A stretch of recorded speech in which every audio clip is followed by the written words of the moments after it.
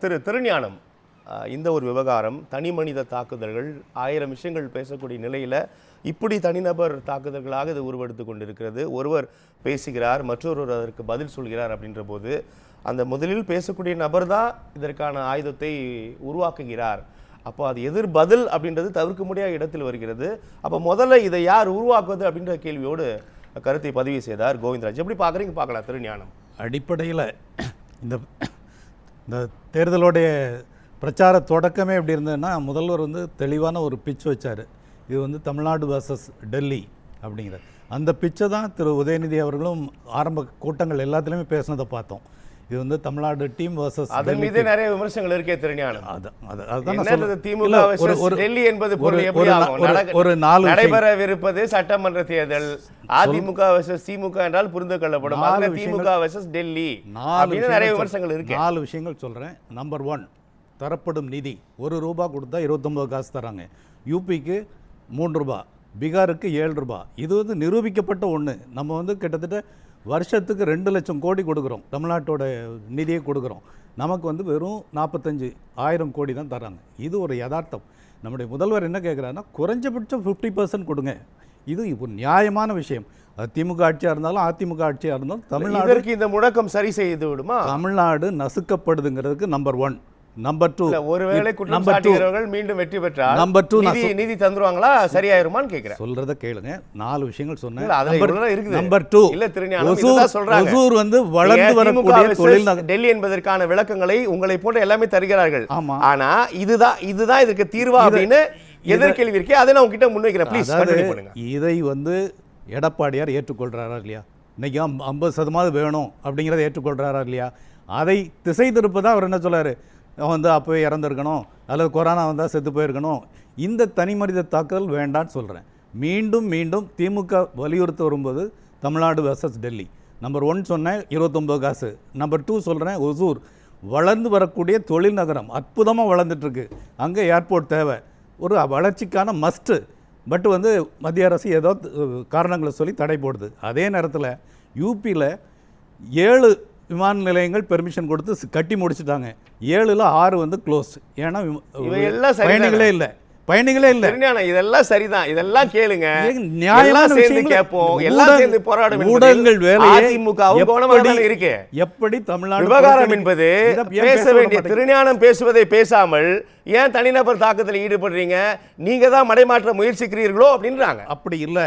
எப்படி ஆரம்பிச்சதுன்னு நான் சொல்றேன்.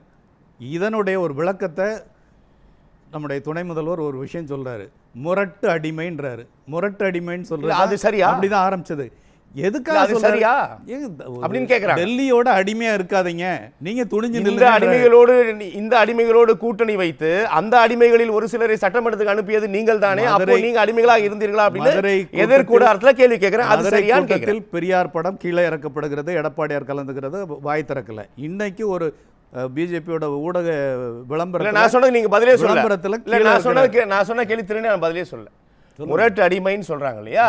அதே அடிமை கட்சியோடு கூட்டணி வைத்து அதே அடிமைகளிலிருந்து ஒரு சிலரை சட்டமன்றத்திற்கு அனுப்பியது யார்? அப்போது அவர்கள் அடிமைகள் அல்லவா, இப்போதுதான் அடிமைகளாக தெரிகிறார்களோ அப்படின்னு அதிமுக தரப்புல அந்த பதில் சொல்றாங்க. அதுக்கு விளக்கத்தை கொடுங்க. பல முறை விளக்கம் கொடுத்துட்டாங்க. என்ன விளக்கம் கொடுத்தாங்க? காமன் மினிமம் ப்ரோக்ராம் வச்சு கண்ட்ரோல் வச்சிருந்தோம். ஏன்னா எந்த காரணம் கொண்டும் தமிழ்நாட்டு உரிமைகளுக்கு எதிராகவோ அல்லது அவங்களுடைய மதவாத திணிப்போ நடந்துடக்கூடாதுங்கிறதுக்கு அதே மாதிரி தான் அதிமுக தரப்புல விளக்கம் தரப்படுகிறது. ஒரு சிங்கிள் விஷயம், அலையன்ஸ் அப்படின்றது தேர்தலுக்கானது மட்டும்தான். பெரியார் படத்தை இறக்காத நாங்கள் இருக்கிறோம், அவர்கள் கொள்கை கோட்பாடு அவர்கள் இருப்பதாக தொடர்ந்து சொல்றாரு.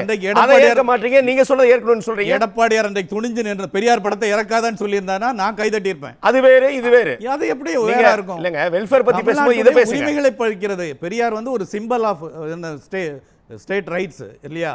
எவ்வளவு துணிஞ்சு இந்திய எதிர்ப்புக்கு எதிராக அந்த காலத்திலே போராடினாரு. எவ்வளவு மாற்றங்களுக்கு ஜெயலலிதா அம்மையாரே புகழ்ந்து பேசியிருக்காங்க. பெரியார் என்ற ஒருவர் இல்லை என்றால் தமிழ்நாட்டில் இவ்வளவு முன்னேற்றங்கள் நடந்திருக்காதுன்னு சொல்லி. அப்படிப்பட்ட பெரியாரை கீழே இறக்கி போடுறதா ஏன் வேடிக்கை பார்க்குறாங்க? இன்றைக்கும் எடப்பாடியோட படம் நைனாருக்கு கீழே போகுது. அதை பேசுங்க. ஆமா, அதை விமர்சனம் பண்ணுங்க. அதைத்தான் கருத்துக்களை தெரியுங்க. அது புரிந்து கொள்ள முடியாது. அடிமைன்னு சொன்னோன்னா இவர் அடுத்தடுத்த கட்டத்துக்கு போய் எமோஷனல் ஆகி பேசுறாரு. என்னை பொறுத்தவரை இதெல்லாம் தேவையில்லை. பட் முரட்டு அடிமைங்கிறது ஒரு யதார்த்த ஒரு பொலிட்டிக்கல் மெசேஜ் இருக்குது. துணிஞ்சு நில்லுங்க. ஒன்றியத்துக்கு எங்க இன்றைக்கு சிபிஎஸ்சி பள்ளிகளில் கட்டாயம் இந்தி திணிப்பு. நீ வந்து டெக்ஸ்ட் புக்கே இல்லாட்டியும் பரவாயில்ல, உள்ளூர் கடைகள்லேருந்து வாங்கி எதை நடத்த ஆரம்பிச்சிருங்க அப்படின்னு சொல்லி ஒரு திணிப்பு நடக்குது.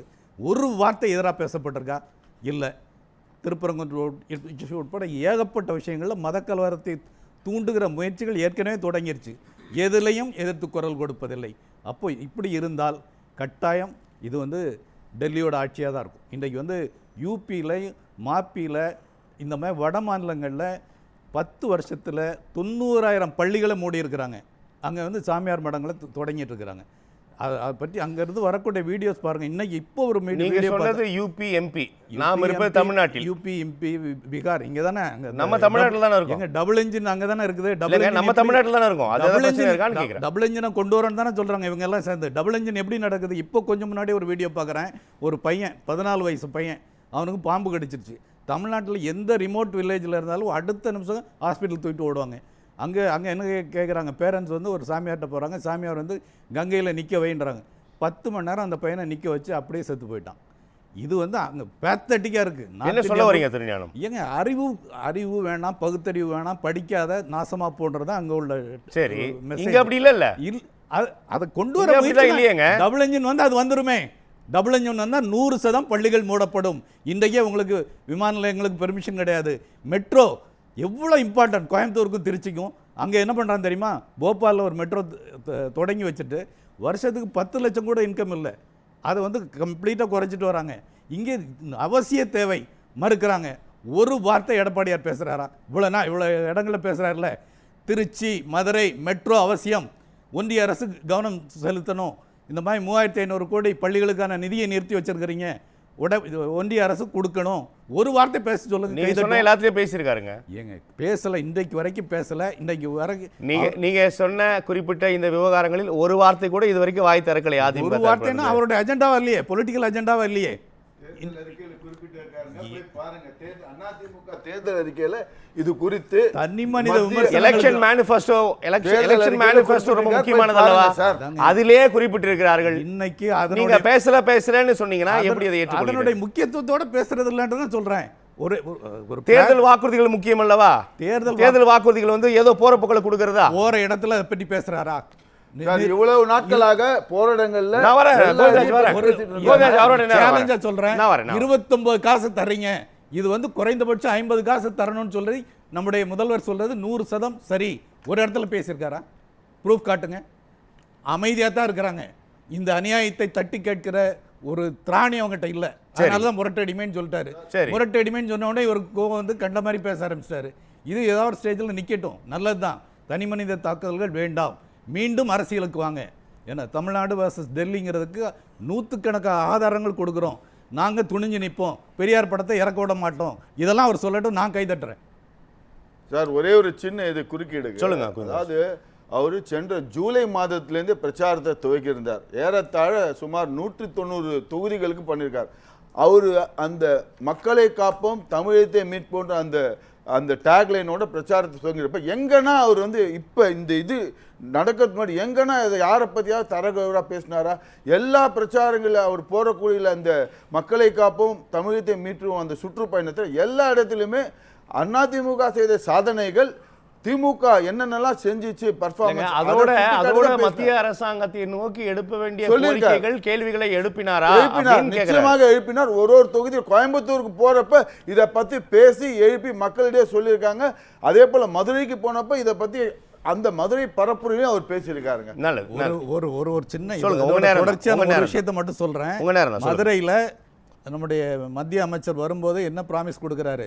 இங்கே பிஜேபி வேட்பாளரை ஜெயிக்க வைங்க, நான் வந்து மெட்ரோ கொண்டு வர வைக்கிறேன். ஏன் பிஜேபி வேட்பாளர் வந்தால் மட்டும்தான் நீங்கள் தருவீங்களா?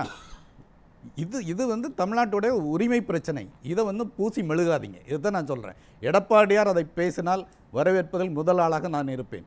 மாநில உரிமைகளுக்காக அவர் குரல் கொடுக்காத பட்சத்தில், ஒன்றியத்தின் அடிமையாக இருக்கும் பட்சத்தில் துணை முதல்வர் வைத்த விமர்சனம் சரியானது.